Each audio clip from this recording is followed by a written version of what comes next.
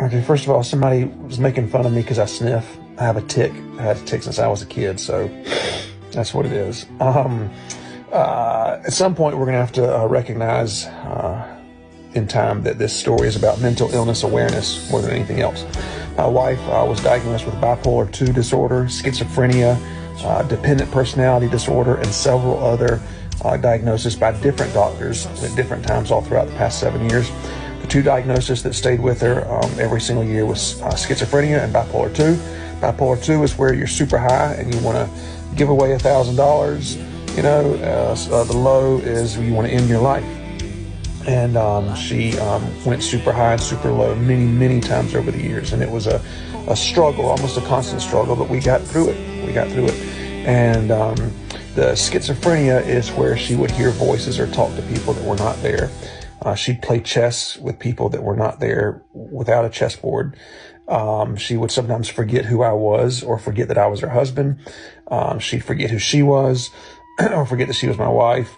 Sometimes she'd forget who her family is, things like that. And on March 11th, remember that date because you super sleuths out there are going to need to know that date for the future. But on March 11th, something happened that kind of forever changed the course of our lives.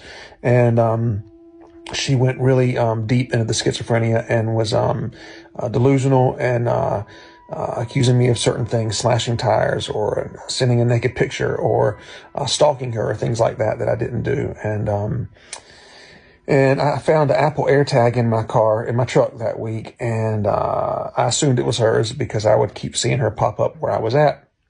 Here's a video of, I was at a gas station on March 13th, and I look up and I see this very beautiful woman in a car that I've never seen before.